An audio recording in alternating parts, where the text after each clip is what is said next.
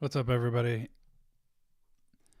Kazan, this is the picture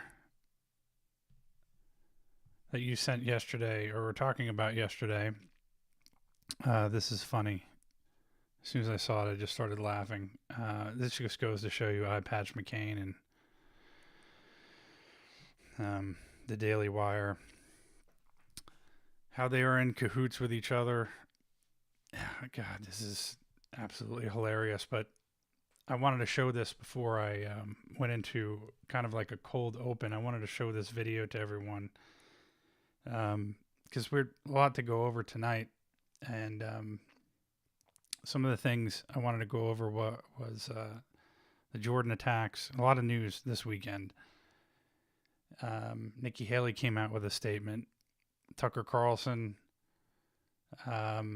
had a few choice words for Lindsey Graham and some other senators that seem to want to immediately go to war after what's happened, but it's not a big surprise. And kind of some overall kind of ideas of what people think is going on in the Middle East, some Biden gaffes. Especially, I wanted to talk about a couple of things that Biden had mentioned about the military. And some guy, I'm going to show that he was our first donation yesterday, so I appreciate that. He had mentioned something about The Rock endorsing Biden, which I do remember, and I did find the video to that, so I'm going to be playing that as well today. The trucker convoy. Yeah, these guys with their cowboy hats. So Ben Shapiro, absolute nerd. The trucker convoy. What do y'all think? Do you think that? I don't think it's going to amount to anything. However, I could be wrong. I've Been wrong plenty of times before. Don't have a problem admitting that, but a lot of conversation that there's several thousand truckers are going to be heading down to the southern border. We'll see. I just don't. I think it's going to either fizzle out. It's not going to be as big as what everybody makes it out to be. And law enforcement, of course, is going to do everything they possibly can to keep it from happening. And then, Casmy, you brought this up as you read my mind as Taylor Swift, the CIA operative. I think this whole thing is definitely a psyop. I can't watch football anymore. Like, I'll watch it every once in a while. I'll watch college, but I just can't. I can't stomach the NFL. And there's there's a lot that I'm going to talk about at the end regarding Taylor Swift. I'll probably go over the hour again tonight talking about that. But Taylor Swift is definitely a psyop. Whether it was planned that way initially, I don't know, but she is just like Ben Shapiro's rap video that I played last night is about as cringe as you possibly can, and so is Kelsey. With his stupid smile when he's in that Pfizer commercial getting the shot. So let me. I was going to do a cold open and I didn't. I just went into. I opened up this photo thing here that Kazan sent. Again, thanks for sending that over. But let me play this video real quick about what's going on in the attacks in Jordan. President Joe Biden has said America will hold those responsible to account after 3 US soldiers were killed and 34 injured in a drone attack on a military base in Jordan near the Syrian border. The White House says the attack was carried out by a radical Iran-backed militant group operating in Syria and Iraq. In a written statement, the President said, America's heart is heavy. Last night, 3 US service members were killed and many wounded during an unmanned aerial drone attack on our forces stationed in northeast Jordan near the Syria border. While we are still gathering the facts of this attack, we know it was carried out by radical Iran-backed militant groups operating in Syria and Iraq. The 3 American service members we lost were patriots in the highest sense, and their ultimate sacrifice will never be forgotten by our nation. We will carry on their commitment to fight terrorism and have no doubt we will hold all those responsible to account at a time and in a manner our choosing. Our Middle East correspondent Alistair Bunkle is in Jerusalem. Alistair, what more can you tell us? Will never be forgotten. Well, this attack happened last night. It's understood that the soldiers who were wounded and the 3 of those who were killed were sleeping at the time. It was in an outpost near the Jordanian-Syrian border. The Americans have had forces based around that area for many years now, dating back at least until the time when the Syrian civil war was at its height, and American forces, along with others, were fighting against Islamic State cells in Syria. They are the first US service personnel to have been killed since the Hamas attacks on October 7th here in Israel. The attack itself, which we understand is yet to be attributed to an exact group, although as the statement you read out from President Biden makes clear, they believe it is an Iranian-backed group operating out of Syria. The attack is yet another that is part of a wider campaign against US forces based around the region. The Americans have been wholeheartedly supportive of the Israeli campaign to fight and hopefully, from an Israeli point of view at least, defeat Hamas in Gaza. And as a result, the Americans, who have tens of thousands of troops based in the Middle East, have had attacks themselves. A lot of it's gone under the radar, to be quite honest. It hasn't been entirely underreported, but there's been quite a number of attacks, particularly in Iraq and northeast Syria. What has been much more public are the attacks on US interests, in particular in the Red Sea, which is an ongoing issue for America, also for Britain as well, who have forces there. But this is going to be seen as an escalation. And the Americans have made it very clear that whether it's the Houthis in Yemen or any other Iranian-backed militia, they will respond, and as Joe Biden said in his statement, at a time and a moment of their choosing. But I think it is indicative of what is happening along the narrow and small Gaza Strip is having major reverberations around the wider region, not just towards Israel, but towards any of Israel's allies as well, of which the United States is the most senior partner. The drone attack on a U.S. military installation in Jordan, killing 3 American service members and wounding many more, marks a horrible day for America. My most profound sympathies go to the families of the brave service members we have lost. I ask all Americans to join me in praying for those who have been wounded. This brazen attack on the United States is yet another horrific and tragic consequence of Joe Biden's weakness and surrender. 3 years ago, Iran was weak, broke, and totally under control. Thanks to my maximum pressure policy, the Iranian regime could barely scrape $2 together to fund their terrorist proxies. Then Joe Biden came in and gave Iran billions of dollars, which the regime has used to spread bloodshed and carnage throughout the Middle East. This attack would never have happened if I was president, not even a chance. Just like the Iranian-backed Hamas attack on Israel would never have happened. The war in Ukraine would never have happened, and we would, right now, have peace throughout the world. Instead, we are on the brink of World War III. This terrible day is yet more proof that we need an immediate return to peace through strength so that there will be no more chaos, no more destruction, and no more loss of precious American lives. Our country cannot survive with Joe Biden as commander-in-chief. So those were the truth posts sent out by Donald Trump. And the thing is that this whole situation is on purpose. It's been said many times before that the whole idea is to keep us in perpetual war. And I'm going to show you this one, which I thought was kind of funny, from Nikki Haley. And I don't know if any of you have been following her and the situation going on with her presidential run. But one of the things that has come up, and I've been talking about this for a very long time, that she was involved, allegedly, in a couple of affairs with journalists.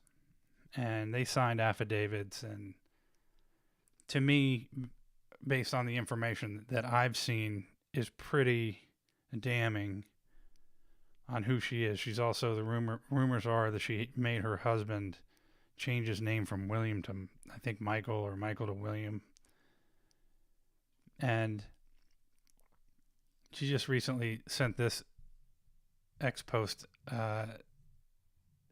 this afternoon. As a military spouse, my heart breaks for the families who lost loved ones. This shows the barbaric nature of our enemies in Iran. And you're going to notice, because the warmongers like Nikki Haley, and I'm about to show you Lindsey Graham and John Cornyn and et cetera, they want war with Russia. They want war with China, Syria, Iran. They want war with, there's probably 7 to 10 countries that they want to have war with, because it's in their best interest to line their pockets. And it shows that they would not be attacking our troops if Joe Biden weren't so weak in his treatment of Iran. We should retaliate with the full force of American strength. It's the only way to prevent further war. If we do not, these attacks will only continue. Join us in lifting up these heroes and their families in prayer. So it's really easy for her to just simply say, let's just attack Iran, who potentially could have a nuclear weapon.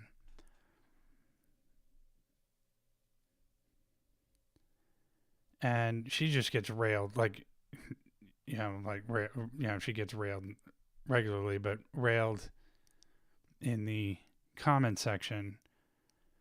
This guy, Gunther Eagleman, didn't you cheat on your military husband? Now pandering to our military? Pathetic. Live PD Dave, I've seen a million times. You should really consider turning off your comments on every one of your cringe posts because you're getting absolutely obliterated. And if it were Donald Trump, based on the truth that the post that he just put out, this is why they hate him so much. Because if Donald Trump were in office, this kind of stuff wouldn't be happening. But no one's going to be making any money if he's in office. And that's the whole reason why he's hated. He's hated by the military-industrial complex. All the industrial complexes you can come up with don't like him because if he's in office, we don't have these wars, and what ends up happening is these guys aren't making money. As a military spouse who cheated on her husband twice, Nikki Haley should be ashamed of herself and never speak of the U.S. military ever again. This post makes it clear that all she wants is endless war, and that's absolutely true. Shame on Nikki. She's trying to get more Americans killed. And there's just constant hits on cheating on the deployed husband. They even get the car.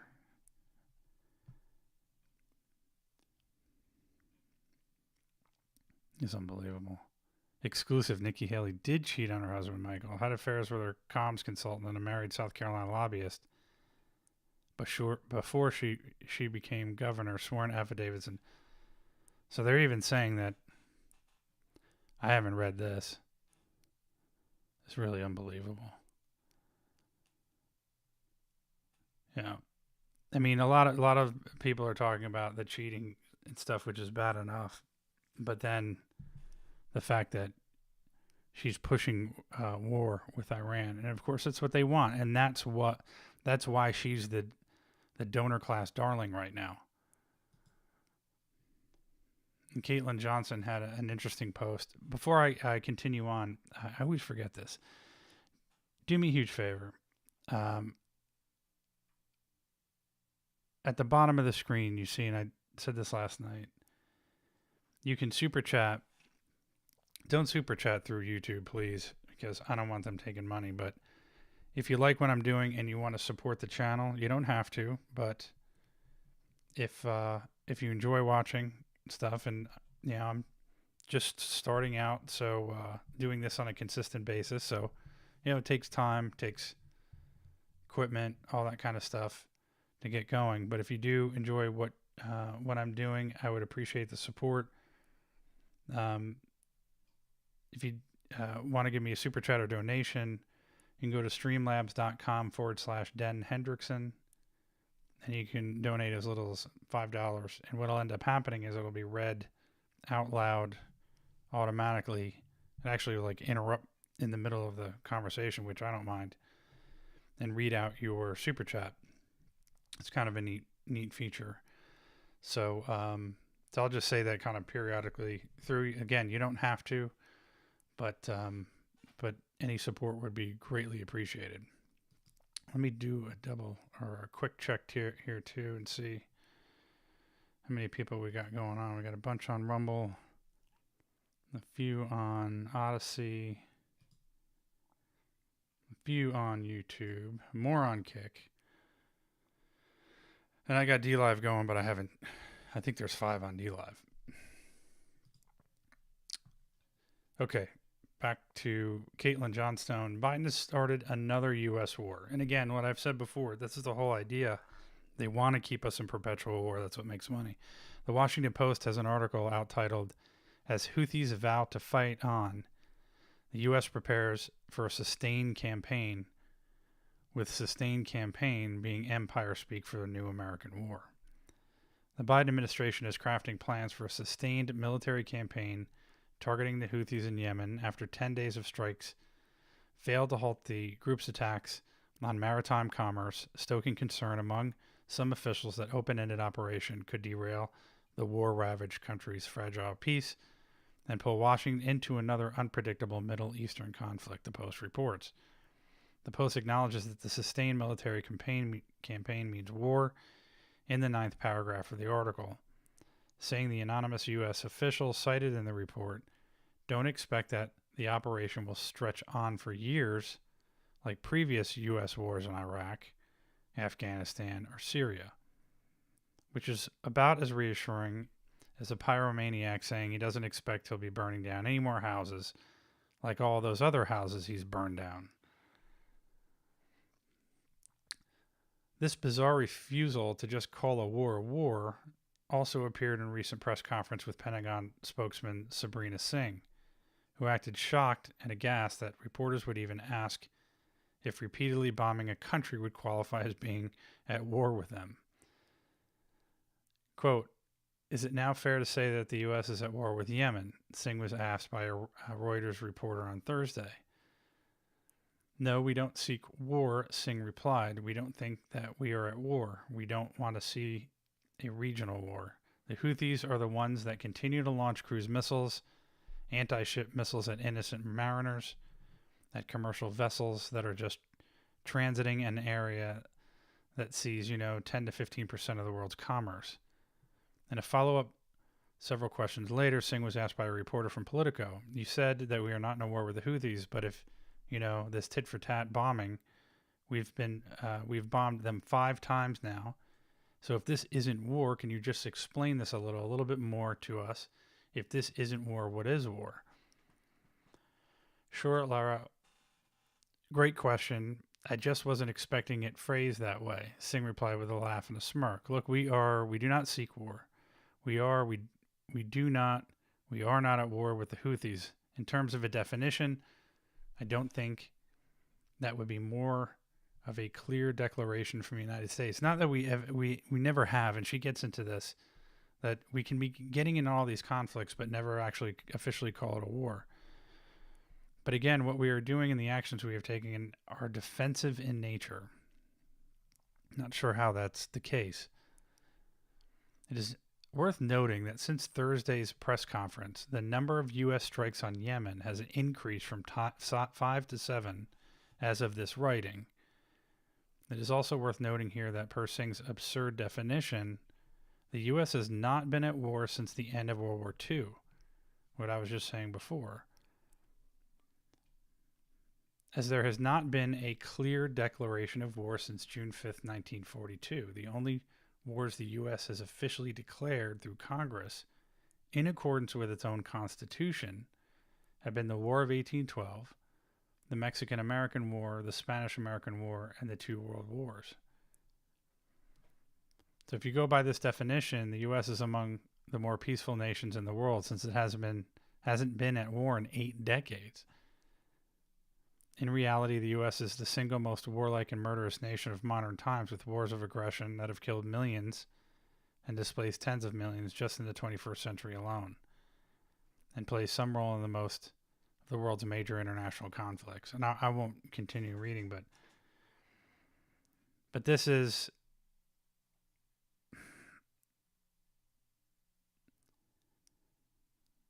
definitely not looking good. And I think, again, this is what we get when stolen elections have consequences.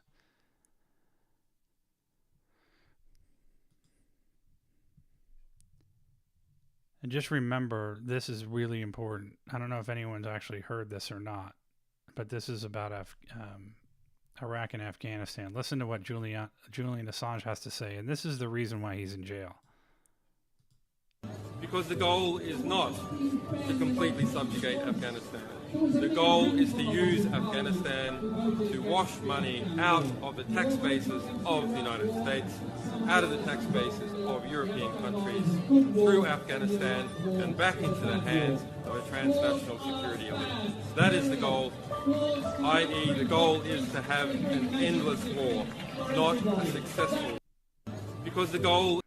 So, now Afghanistan's over. So immediately what ended up happening is we went immediately to Ukraine. And now I have a bad feeling, and of course, with Ukraine trying to get in with Russia, and now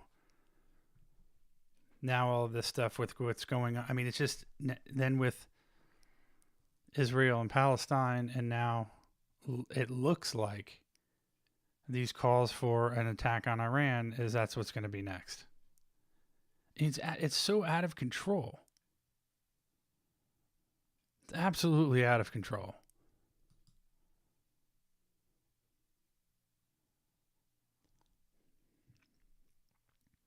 And here's Tucker Carlson, who I'm not a huge fan of, and I've gone over this before because he is a secret Trump hater. But Lindsey Graham immediately comes out and says, hit Iran now, hit them hard, and Senator John Cornyn, target Tehran. I mean, these guys I don't know if they really just, these are absolute sociopaths. The first thing they say, the first thing they talk about is war immediately.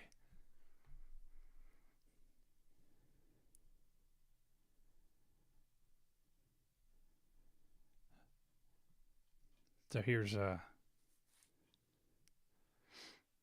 John Bolton with Nikki Haley combined.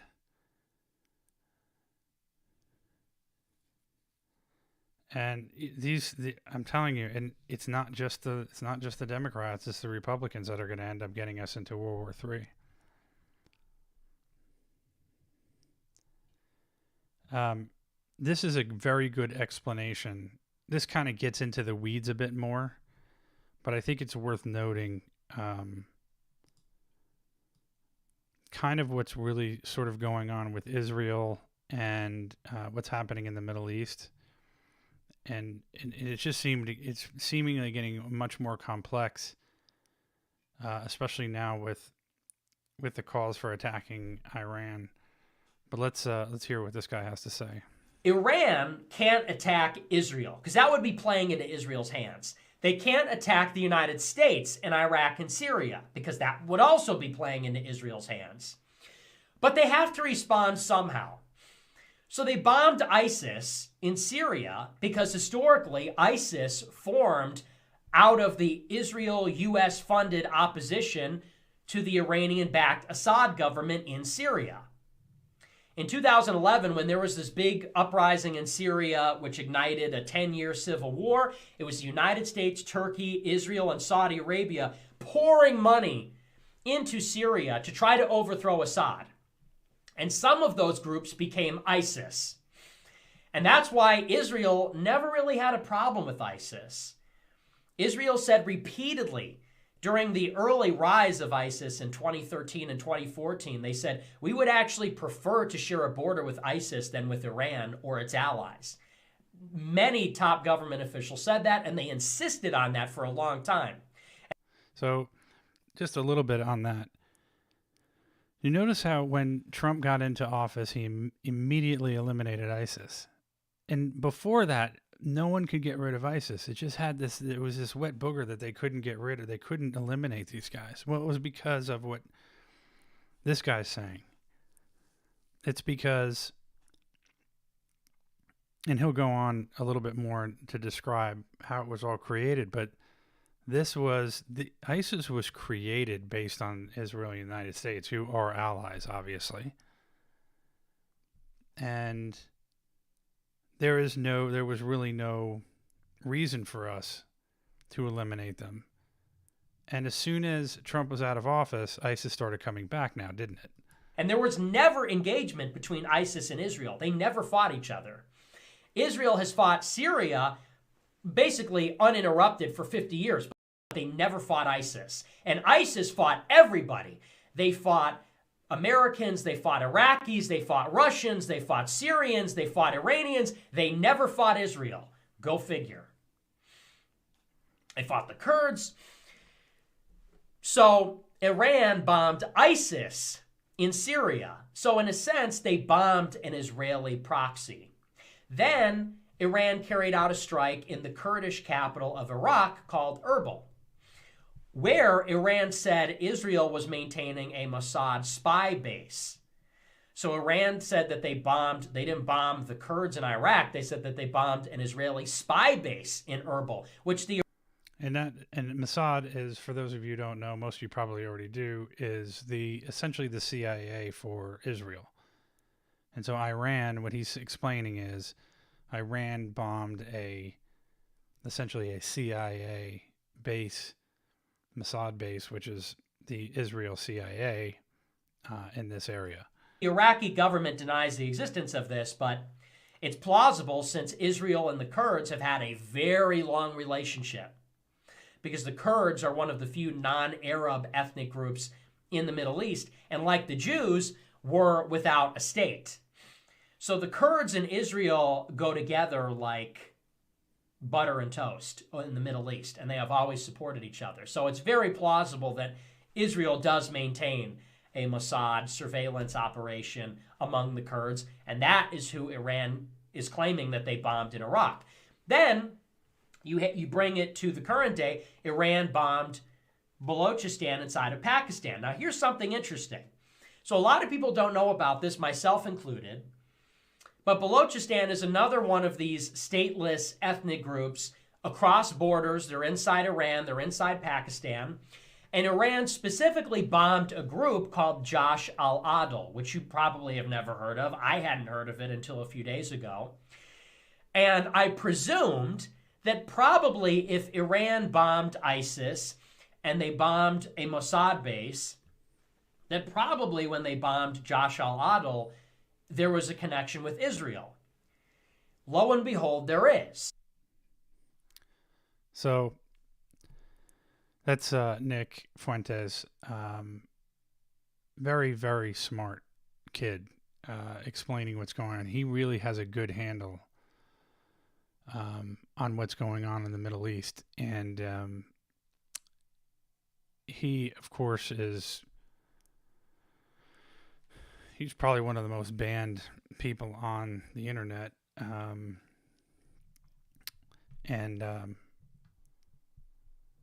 I don't see why, or don't understand why, because, and well, anytime somebody speaks the truth and talks about the truth, I mean, he has some controversial kind of ideals, but a very, very smart person. And when he speaks the truth, when it comes to this kind of stuff, they use the excuse that he's anti-Semitic and all this other stuff in order to silence him. So, but yeah, this situation is becoming. I guess it still has to play out. We'll have to see what ends up happening, but for these people like Lindsey Graham, Nikki Haley, I mean, this is another major reason why we cannot have somebody like her as president. And I don't think she has a shot. There's really no chance. I mean, you could just see, what a real scumbag that she is. And Lindsey Graham as well. It's really hard for me I wish that Donald Trump would distance himself from Lindsey Graham. I really wish he would. I think it's a bad idea and I don't trust Lindsey Graham at all, in the sense that that somehow he's going to sabotage sabotage Trump somehow. There's a lot of things I want to say about him. But yeah, I don't trust him at all. So we'll see how this plays out with Iran. But that was pretty big news, as you can see. What's trending right now.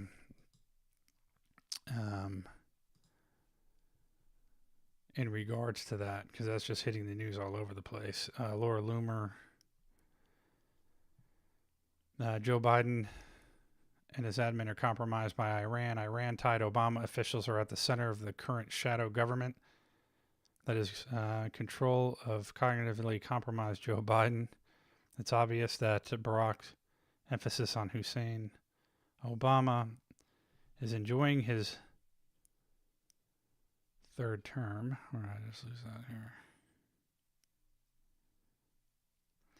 And is busy prepping for his fourth so he can complete the goal of fundamentally transforming America to its final stage of eternal collapse, which that's what communists do. Communists want to destroy the country. When you look at all the Joe Biden's staffers and senior advisors, it's evident that it's all the same people who worked for or with Obama. Yeah.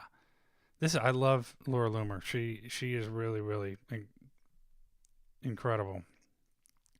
Mike Donnellan, Anita Dunn, John Podesta, Tom Perez, Stephen Benjamin, Gene Sperling, Mitch Landrieu. And you know who else is involved behind the scenes? Valerie Jarrett. Valerie Jarrett was born in Shiraz, Iran, to American parents who were working in Iran. Guess what she's doing now? She's currently the CEO of the Obama Foundation. So, all this stuff. In one of these episodes, I don't know whether I'm going to do it live or I'm actually going to just do a video, but all of these people are interconnected. I forget the kind of map you call it, but I have a map that I just mapped out all these different people and how they are all connected to each other. Essentially, kind of starting out with Jeffrey Epstein and then kind of going out from there. And it's pretty amazing, all of the connections that are involved.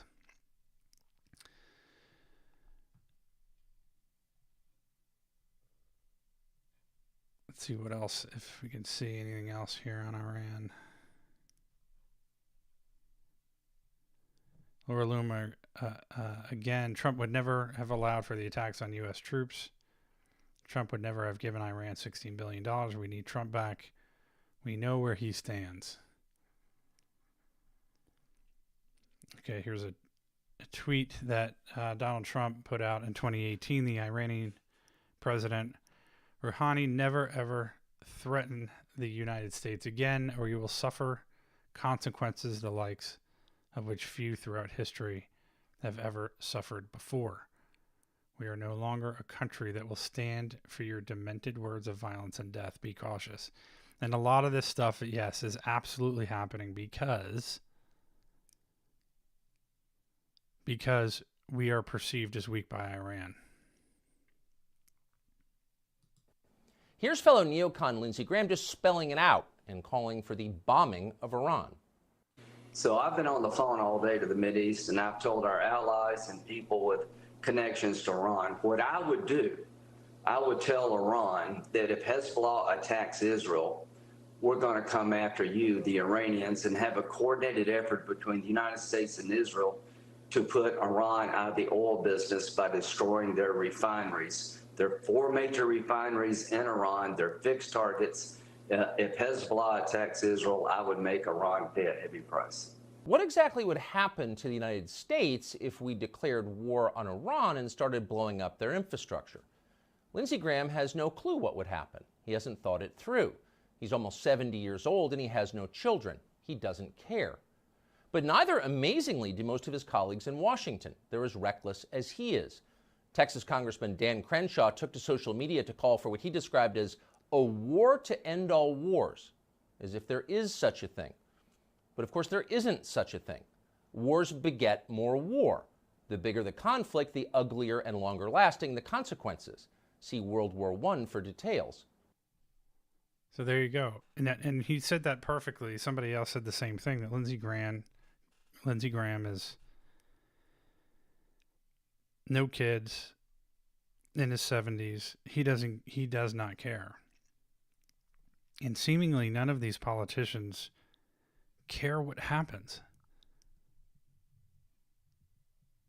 And so it's really imperative that, and again, we don't have two parties anymore. I've been saying that over and over and over again. We have one uniparty, And they're all interested in one thing, and that's making as much money as they possibly can, to the point where they're so blinded that they don't care that if we get into a war and we have all these people killed and all these soldiers killed and get into a nuclear war potentially, all this stuff, they just don't care.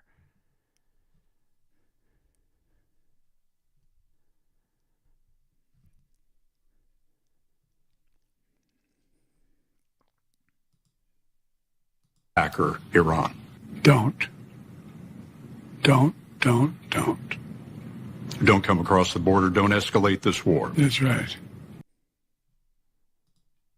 Don't. As President Biden said, just don't. Exactly. One word. Pretty straightforward. Don't. I mean, we have a joke for an administration, absolute joke for an administration. So we'll see how this plays out. Before I move on to the next subject, those of you that are watching, we have a lot more on Rumble than we've had before. Thank you all for being here. Again, if you do enjoy the stuff that I'm doing, at the bottom of the page there, you see streamlabs.com/Den Hendrickson. You can donate and have your message played audibly over the stream, so we'll be able to hear your message, and you will be permanently on the scroll thing down here, where you have same guy for $5 and the other person as well. That'll be permanently on there, so we can show who are supporters of the channel. So you can donate as little as $5. I would greatly appreciate it. And again, thank you for being here and watching so far. Let's listen to a couple of Biden gaffes to maybe lighten the mood a little bit. We'll teach Donald Trump a valuable lesson. Don't mess with the women in America unless you want to get the benefit. We'll teach Donald Trump a valuable lesson. Don't mess with the women in America unless you want to get the benefit. Don't mess with them unless you want to get the benefit. And here's the thing. It's one thing that Biden is completely, like, his brain is mush. That's one thing. And we know that he's not controlling anything. It's Obama that's controlling the White House. We know that the same characters that were in that administration are doing things. But you see all of these people in the back that are cheering for what he just said. This is the scary part of the situation that we're currently in America right now. Is that these drone moron assholes are cheering this absolute bag of garbage.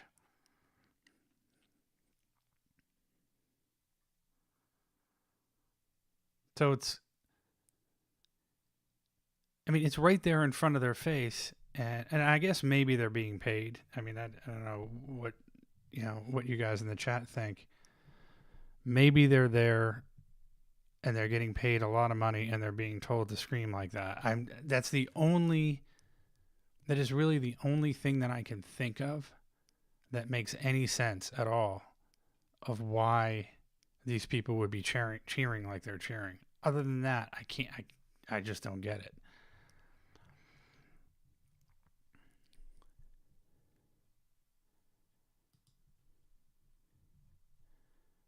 Now, Biden, this is a subject that isn't kind of a current event thing, but Biden had said, and I don't know if this is new, but I know he said it in the past, about what Donald Trump has said about our troops. And now I think if you were to take a bunch of U.S. military and ask them who they supported, overwhelmingly they would say that they like Donald Trump and not Joe Biden. But listen to what Joe Biden has to say about what he thinks that Trump thinks about the military. Donald Trump, when he was commander-in-chief, refused to visit a cemetery, U.S. cemetery outside of Paris for fallen American soldiers. And he referred to those heroes, and I quote, as suckers and losers. He actually said that. He said that. How dare he say that? How dare he talk about my son and all of us like that? Look, I call them patriots and heroes. The only loser I see is Donald Trump. Donald Trump. So he likes to bring that up. But again, like I said, the person who actually does have the respect of the military, hands down, and we all know this, is Donald Trump. But let's listen to what Biden has said about our troops directly to them. I have incredibly good judgment. One, I married Jill. And two, I appointed Johnson to the academy. I just want you to know that. Clap for that, you stupid bastards. Just said clap for that, you stupid bastards. And I think there's going to be another angle to where you can actually hear it better. He calls them dull. Man, you are a dull bunch. One, I married Jill. And two, I appointed Johnson to the academy. I just want you to know that. Just clap for that, you stupid bastard. Clap for that, you stupid. You will enjoy educating your family about how the Coast Guard is, quote, the hard nucleus around the Navy forms in times of war.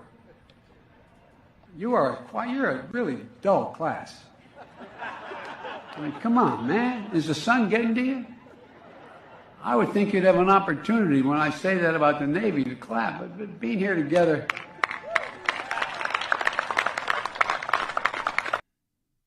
He's just an asshole.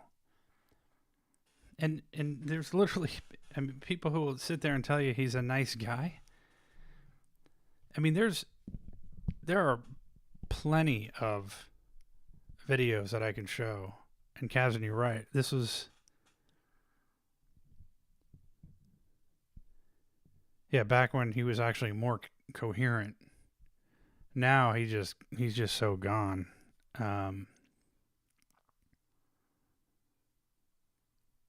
But he's just a horrible, horrible person.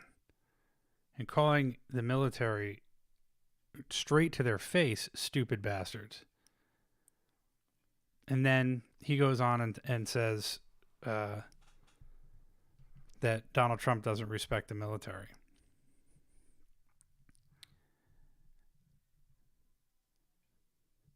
But here, this is from Viva Frei. This you can really see how Joe Biden is, he's got that serious dementia where he gets really, really super angry and starts yelling, kind of out of control, and just continues to get worse and worse day by day, to the point where, I mean, let me know what you all think in the chat. There's absolutely no friggin' way that this guy's going to make it to past the convention. I think at the convention they're going to pull him and they're going to put somebody else in. I think that's what's going to end up happening with Biden.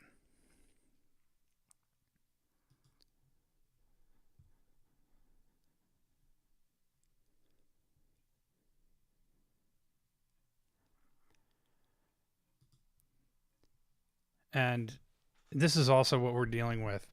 Not only do we have to deal with people like Joe Biden and his administration and the communists that run everything, but then, of course, we have to deal with the media that covers for him.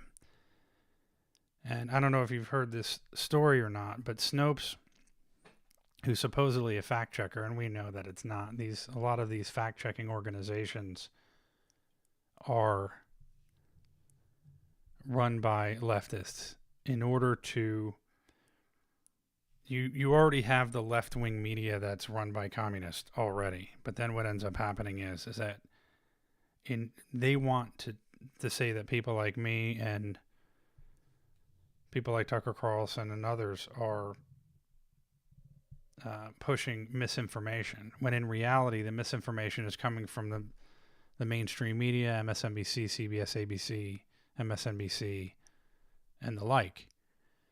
But then Snopes and all these other fact-checking organizations are put in place and are funded by leftist organizations in order to say that people like us are pushing misinformation.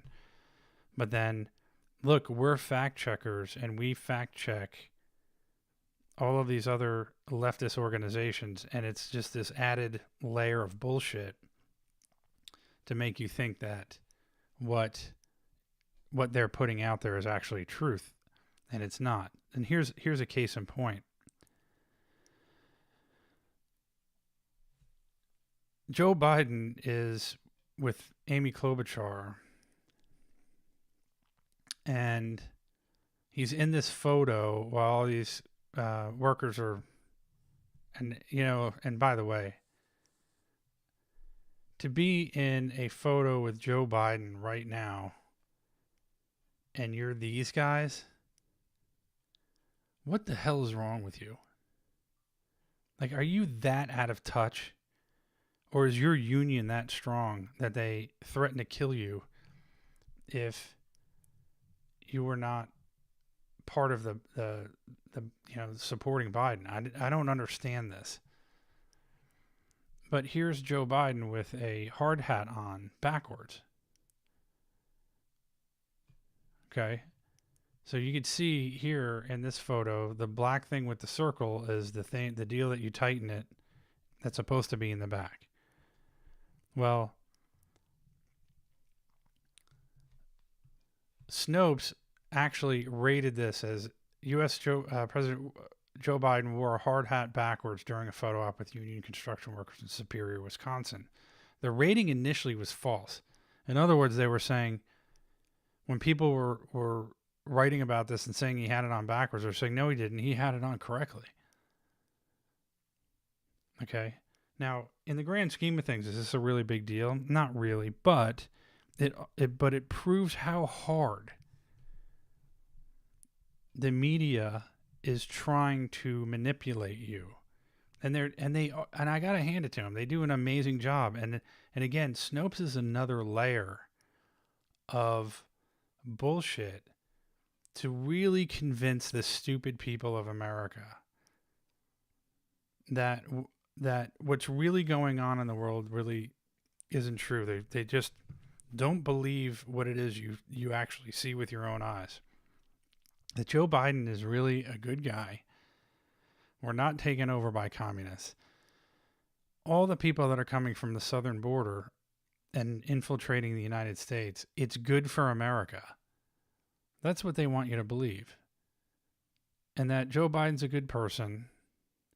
Oh, I wish I had that video. I just thought about this video of him. I'm going to try and find it before the end. But I don't want to go off on another tangent because I love going off on tangents. But here's an editor's note. After they rated this deal as false.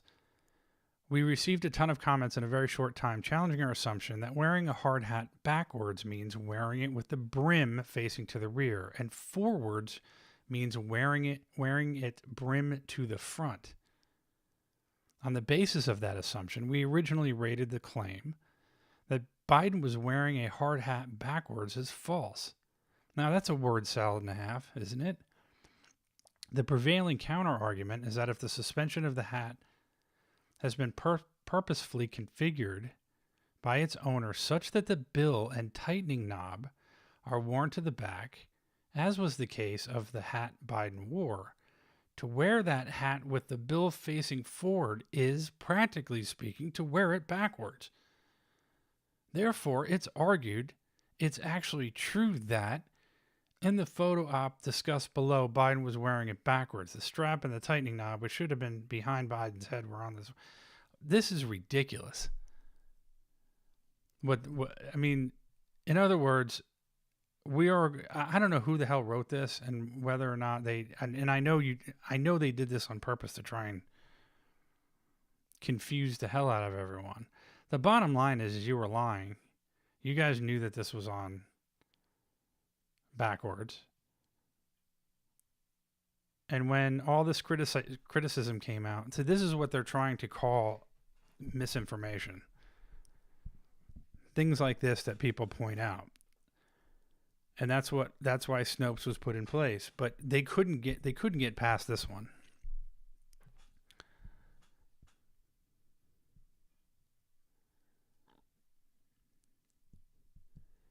Hey, Kaz, I'm not sure who they would swap him with. The word originally was Gavin Newsom. Gavin Newsom seems to be doing a lot of running around and a lot of interviews, embarrassing interviews, saying how wonderful Biden's doing. So I don't know if he's just kind of putting himself out there just in case. And then Michelle Obama, was also rumored to potentially be someone who would be put out there. We'll have to see. Okay, I'm going to move on quickly because we're running out of time here. Again,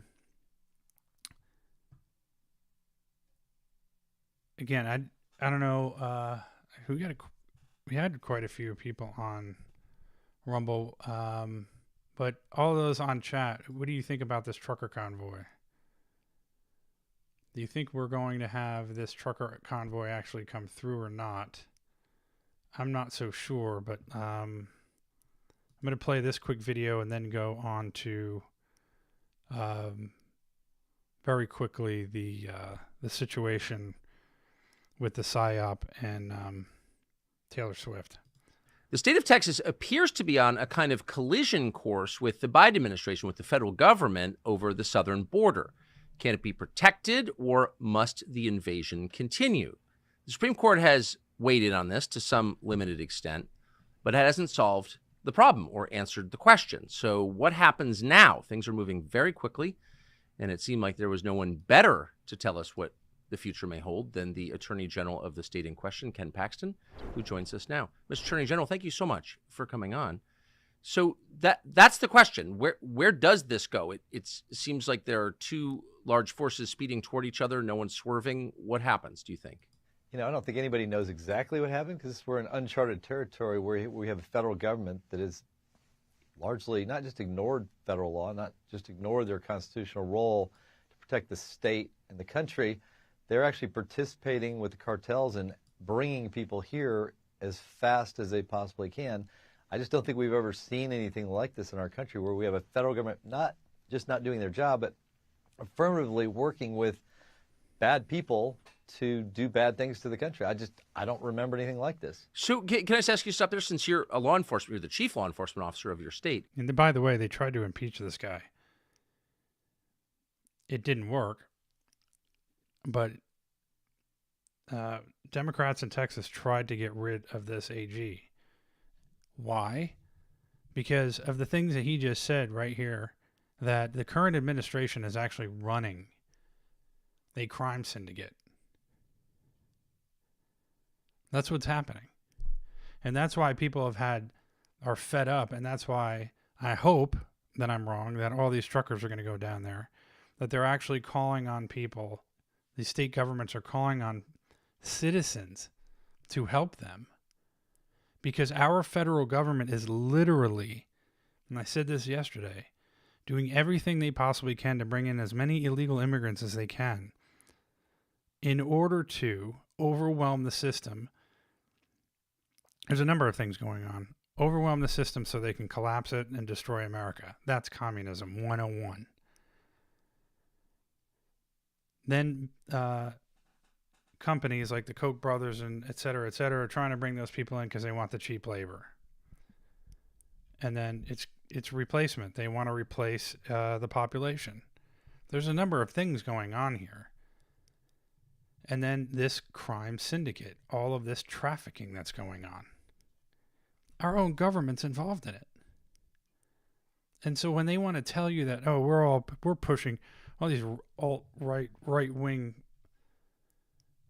people are pushing misinformation, and then the Snopes Snopes of the world come out and say how all of us are pushing misinformation, and we're all witnessing it right here. It's right in front of our eyes, and we're looking right at it. That our own federal government is facilitating illegality.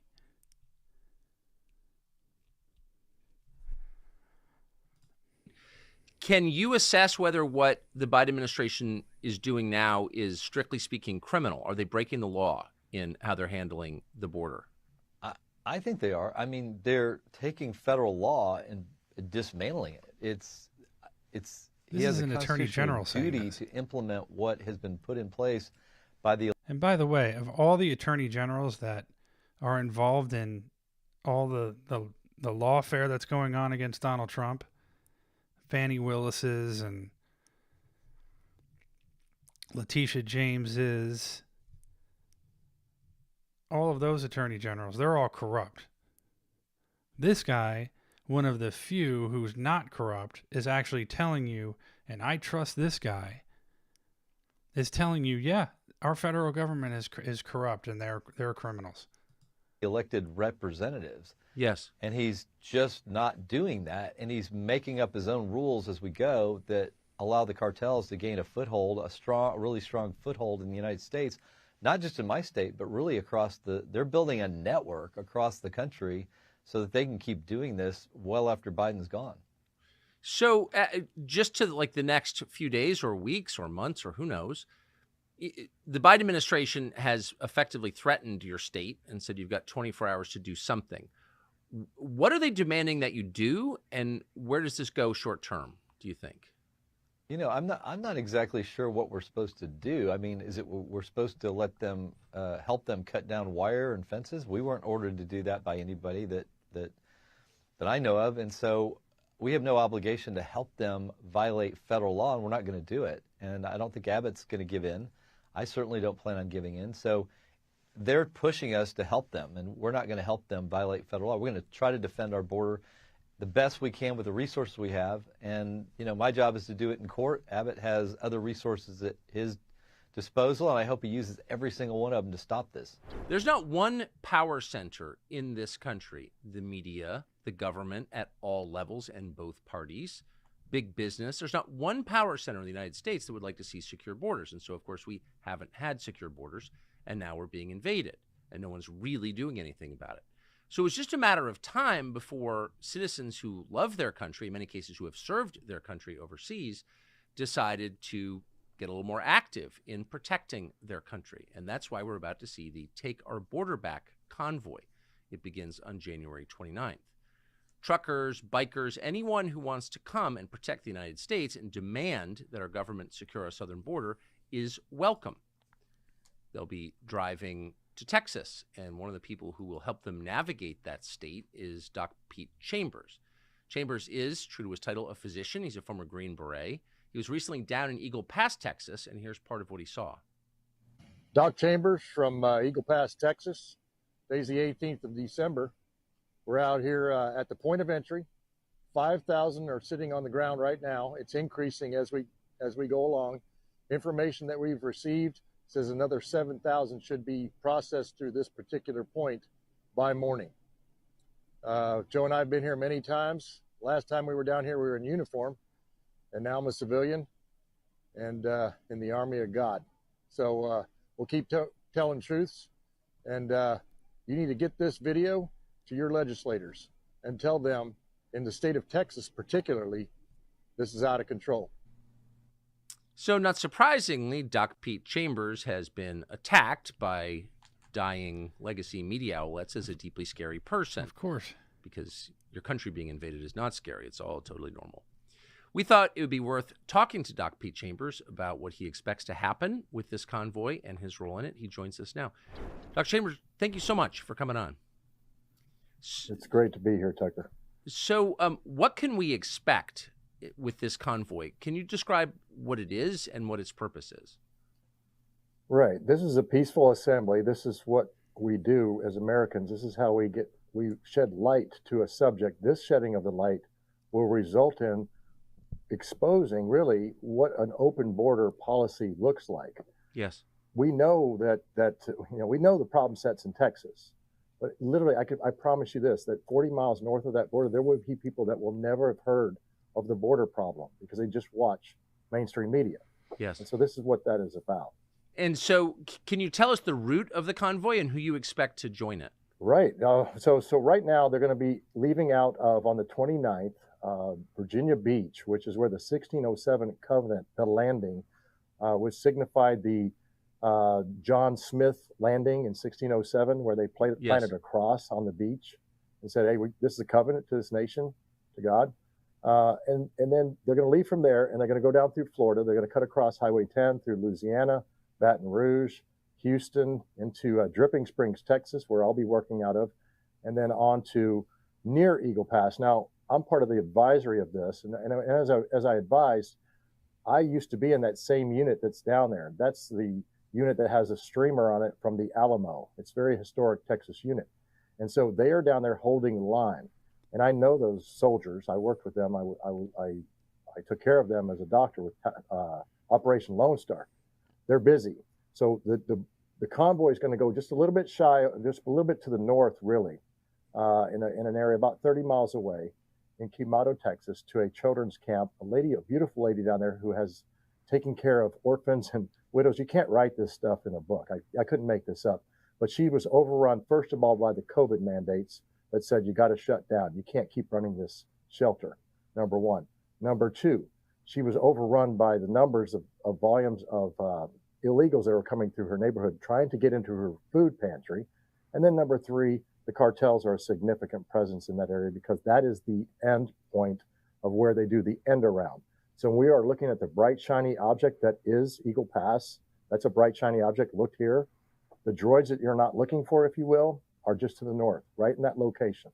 And so what this is going to do is it's going to bring light to it, because we have to understand that there is a constitution, both state and federal, and that we have to, number one, expose those that argue things in the Hegelian dialectics, if you will, of tort law, and look at the Constitution, which is exactly what this is a focus on. The Constitution, we the people. That's why we the people will be riding along, mama bears, cops, veterans, truckers, and going to that location to bring light. There is nothing nefarious about this. There is, matter of fact, I am suggesting to them that they and they know this, that this is a peaceful demonstration. This is how this will be. So there you go. That that at least gives me a kind of a better idea of what's going on. So they're not necessarily going to go to Eagle Pass, but into that area. Again, what are they going to do when they get there? Kaz, you bring up a really good point. I don't know what the truckers' plan is once they get there, honk at the Border Patrol. I don't know. This is different from the Ottawa protests, because the protests in Ottawa, again, was, I remember the Ottawa protests from the very beginning when they were all kind of rolling in to downtown, and there were just so many of them going into kind of a smaller space that they sort of, by default, kind of all congregated in of course, the Capitol.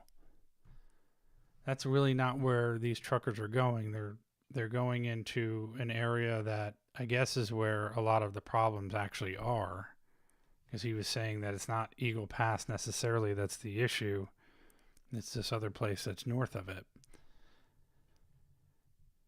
But I think what we have to hope for, and somebody like me, if I had the money to do it, I would go down there and cover it. But people like, I guess, Alex Jones and other people who are more well-funded are going to be able to go down there and kind of cover what's going on. Because this is stuff that does need to be covered. This is extremely important. Because what's happening right now is that this is... Don't sit there and tell me, if you think that this is some sort of an accident, or people are like, oh, well, we didn't see this thing coming. Give me a break. This is all being done on purpose. And everyone, including Democrats who voted for Biden, should be angry at this.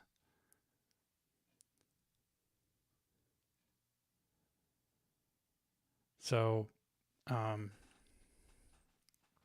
anyway, that kind of gives us a better idea of what's going on with the trucker convoy. I'm going to finish up with this Taylor Swift crap. Taylor Swift, without a doubt, is a psyop. Kazan, you brought this up early. She's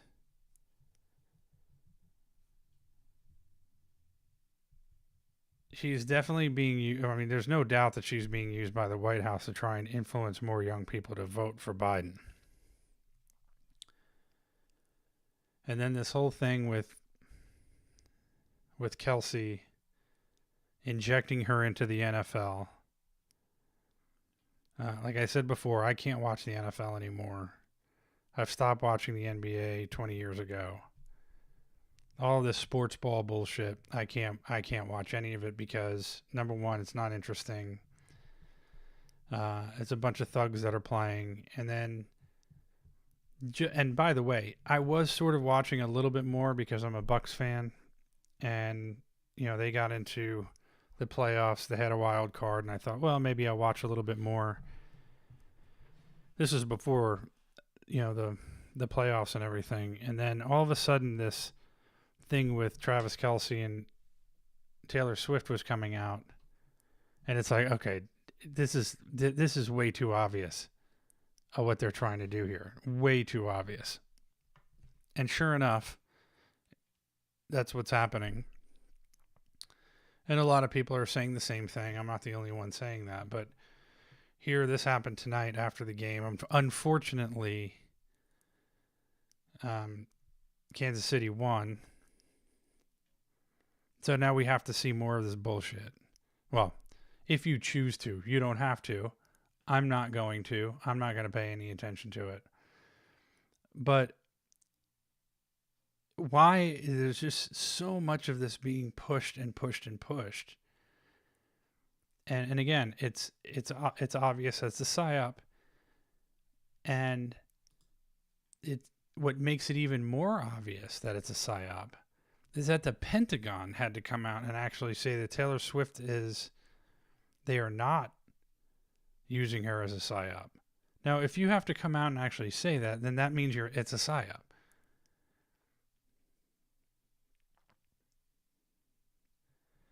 Well, the thing too, Kazan, is, you know, here's someone who was this country girl, and you know that she had conservative values, and then George Soros owns, I guess, virtually all of her music, which is also another weird thing. Why does George Soros, of all people, own Taylor Swift's music?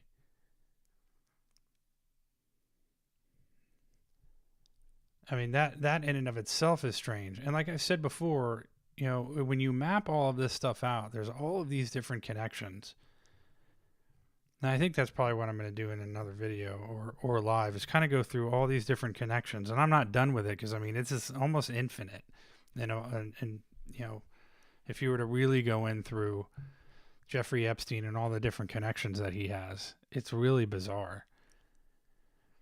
But a Pentagon spokesman has labeled claims that Taylor Swift is being used as an asset as part of a psychological operation pushing a globalist agenda. It's nothing more than a crazy conspiracy theory. Okay.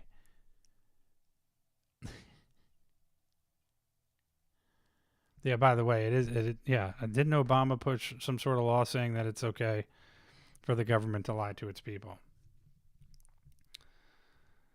But you're a conspiracy theorist if you say that Taylor Swift is a psyop. And it says in this article, given the Pentagon's track record, this probably means it's true. Yep. The theory that Swift is an asset gained traction after Fox News host Jesse Waters highlighted it on his show, asking, why is Taylor Swift everywhere? Why is that? It's not that she's not that great. She's, you know, I know she's popular to a certain extent, but she's not that great. Even Dave Portnoy, who now all of a sudden is having these issues. All of a sudden, he got real popular. Dave Portnoy. I mean, here's a guy who simply concentrates on sports. 100% of what he does on sport is sports. Now he's on Rumble. Literally said that he's gone to Taylor Swift concerts and said she's the most incredible entertainer that he's ever seen. Dave Portnoy. Waters noted that the idea of using Taylor Swift to combat online misinformation. Here we go. It doesn't everything sound the same? Combat online misinformation was discussed at a NATO meeting in 2019. Swift also experienced a political awakening around the same period, suddenly promoting liberal policies and Democratic politicians to her fan base. That's not a psyop, though. Waters further noted that A-list celebrities have been used as intelligent assets by the U.S. government in recent decades to push certain agendas. No shit. Well, Taylor Swift's the biggest star in the world. Sorry, Gutfeld. She's been blanketed across the sports media entertainment atmosphere. The New York Times just speculated she's a lesbian. And last year's tour broke Ticketmaster. A tour that's revenue tops the GDP of 50 countries. I mean, I like her music. She's all right. But I mean, have you ever wondered why or how? And by the way, when people are making that kind of money and they're that popular and it's that huge, you're getting help somewhere. This doesn't happen organically. Nothing like this happens organically. So she sold her soul to the devil, no doubt about it. She's being used as she's being pushed to the top artificially. Travis Kelce is being pushed artificially to the top. And there's rumors now that the NFL is completely rigged. That all of the logos of the Super Bowls have been done like year after year after year, like a 20 years, have already had been designed ahead of time and have the same colors of the teams that are in the Super Bowl. Whether that's true or not, I have no idea because I've never really paid attention to it that much, but it wouldn't surprise me. But the point is, Taylor Swift doesn't get to where she is without being pushed, chosen to be used to be pushed in a particular direction. How she blew up like this? Well, around 4 years ago, the Pentagon's Psychological Operations Unit floated turning Taylor Swift into an asset during a NATO meeting. What kind of asset? A psyop for combating online misinformation. Listen. You came in here wanting to understand how you just go out there and counter an information operation. Well, the idea is that social influence can help encourage or promote behavior change, so potentially as like a peaceful information operation. I include Taylor Swift in here because she's she's a fairly influential online person. I don't know if you've heard of her. Yeah, that's real. The Pentagon PSYOP unit pitched NATO on turning Taylor Swift into an asset for combating misinformation online. This is nothing new. In the 1950s, the government strong-armed Louis Armstrong into doing propaganda tours across Africa. The CIA did the same thing with jazz singer Nina Simone, except they did it without her really knowing. In the 70s, Nixon enlisted Elvis in his war on drugs. He gave the king a badge and named him a covert federal law enforcement agent. Michael Jackson was tapped by Reagan, using his song Beat It in his public service campaigns against teen drinking and driving. Michael Jackson persuading minors not to drink. Anyway. So is Swift a front for a covert political agenda? Primetime obviously has no evidence. If we did, we'd share it. But we're curious because the pop star who endorsed Biden is urging millions of her followers to vote. She's sharing links. And her boyfriend, Travis Kelce, sponsored by Pfizer. And their relationships boosted the NFL ratings this season, bringing in a whole new demographic. So how's the PSYOP going? Well, as usual, Biden's not calling the shots because he doesn't even know who Taylor Swift is. He's confused her with Britney Spears and Beyonce. You could say even this harder than getting a ticket to the Renaissance tour or Britney's tour. She's down in, it's kind of warm in Brazil right now. Former FBI agent Stuart Kaplan joins us now. Stuart, is this feasible? Jesse, the deployment of a PSYOP in the United States in this day and age is still illegal. The national security law prohibits the deployment of PSYOPs or using an operative for psychological warfare. However, if I was running Biden's management perception team, I would identify someone who would align themselves with my agenda, such as a Taylor Swift, who has close to 600 million followers. I would target her, I would engage her, and I would get her to do what we used to see as like public service announcements. And that type of enlistment, that type of solicitation is analogous to the old days of deployment of a PSYOP. And so in modern times, with these people having such influence and such, immeasurable amount of followers, she can potentially single-handedly swing voters because of just the amount of followers that she potentially can influence. So the answer is yes, Jesse. Yeah, because when she posted the link to the vote.org, it's like hundreds of thousands of young Taylor Swift fans all of a sudden registered to vote. I wonder who got to her from the White House or from wherever. Who makes that initial handshake? Is it the binder? Well, the administration has what they consider a perception optics management team, and those are professionals that go out and identify those people who may be unsuspecting, whether with knowledge or without knowledge, to do these type of campaigns. Now, it is possible that Taylor Swift, quite frankly, does not know that she is being utilized in a covert manner to swing voters. But the bottom line is that the Biden administration is savvy, identifying how many followers and how many voters potentially she can influence with either right information or misinformation. She certainly can swing the voters. Okay, Stuart, thank you so much. So here's what my theory is. I think that what's happening is that now George Soros owns her music. She wasn't happy about that. She went on. She was on stage. I don't remember what it was, but she had said that George Soros owns her music. And I think what's happened is they said to her, look, if you want a chance to buy it back, which she wants to do that,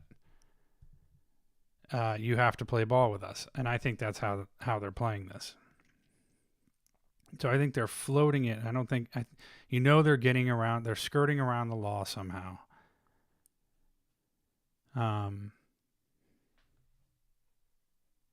Yeah, they don't care what's illegal or not. So they're getting around it somehow by saying, hey, George Soros would be willing to give you, because George Soros obviously is one of the reasons why our country is being destroyed. I mean, one of the people that's doing it. That he'd be willing to, make a deal with you if you do this. I'm telling you, that's what I think. That is my theory, that they're somehow holding that catalog that they bought over her head to do these things. And as for the football players, if it's a big, giant, grand conspiracy, that everything is played, or determined ahead of time, can they keep their mouth shut?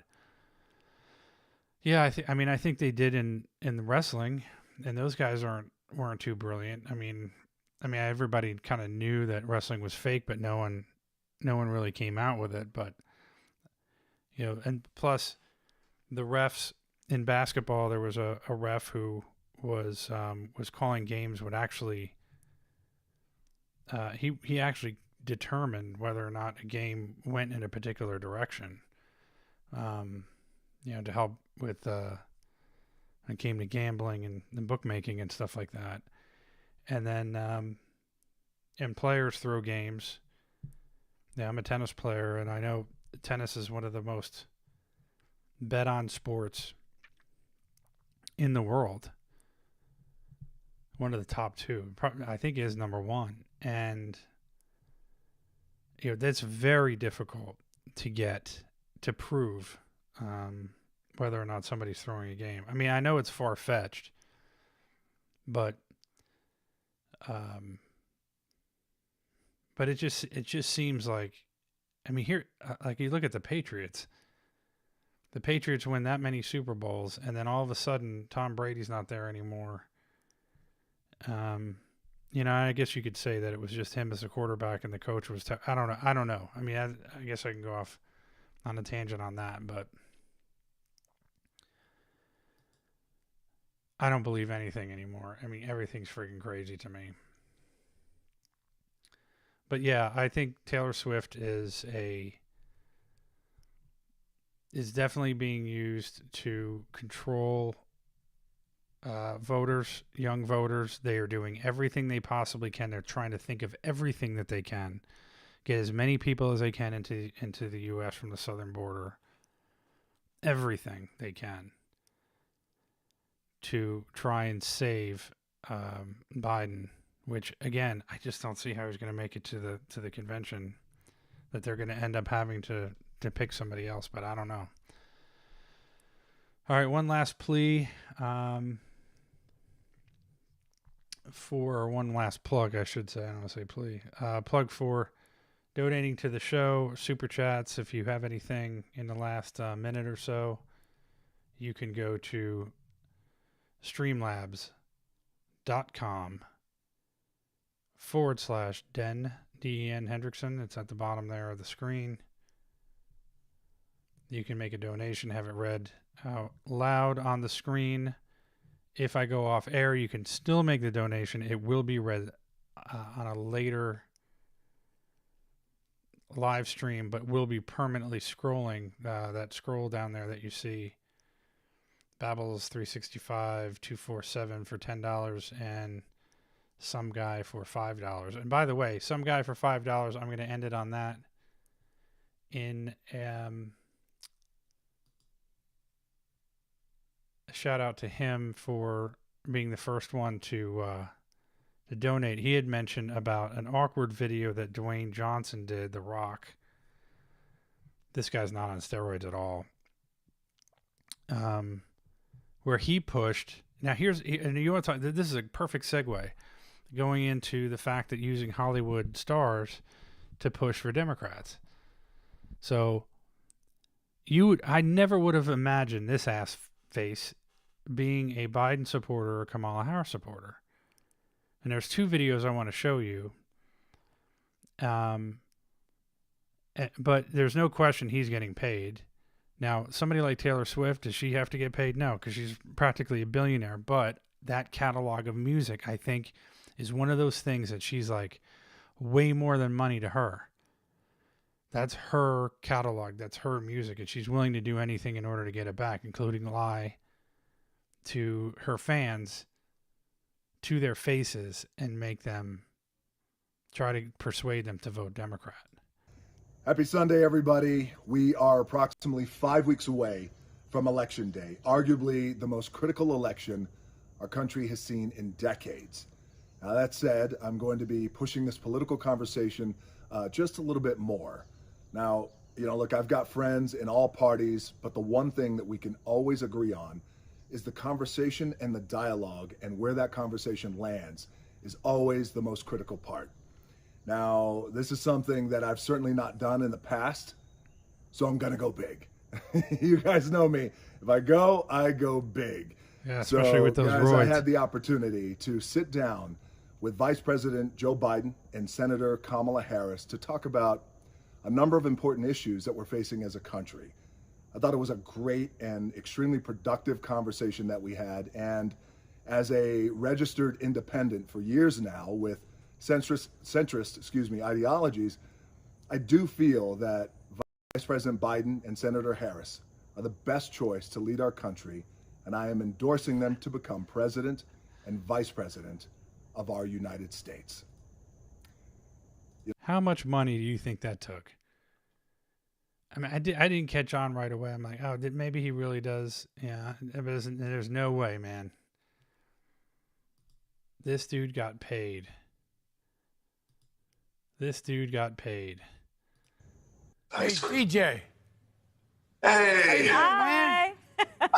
Hey, guys. I got to tell you, well, it is so good seeing you guys. Senator Harris, it's a pleasure to finally see you and finally meet you. Thank you. It is a pleasure to see you. I'm a huge fan of everything from Fast and Furious, all of them, to Jumanji. So thank you for your work.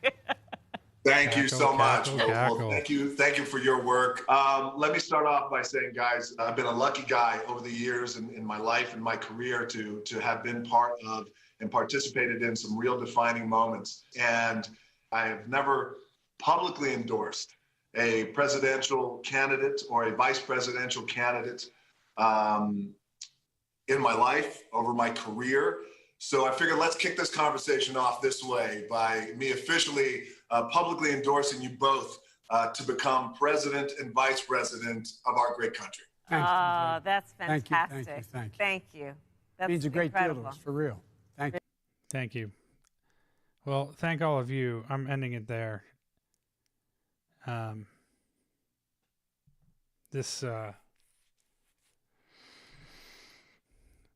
hope things get turned around. We're all in a lot of trouble. And hopefully things will, we need Trump back in. I mean, there's nobody else. There's nobody else out there that can make the changes that are necessary in order to turn things around. So, so an hour and a half, went a half an hour over, but thank you, all of you that were out here, watching tonight. Have a great week next week. And I think, I'll continue with the 8 o'clock Saturday and Sunday, but I'm also thinking maybe an extra day or going earlier on one of the days on the weekends. So those of you that are regulars, I'm curious to see what times you think would be good to do maybe an extra live stream or two. Thanks, Kazan. So yeah, put that out there if you wouldn't mind in the chat or in the descriptions. And we'll see you all next week. Have a great week. Bye now.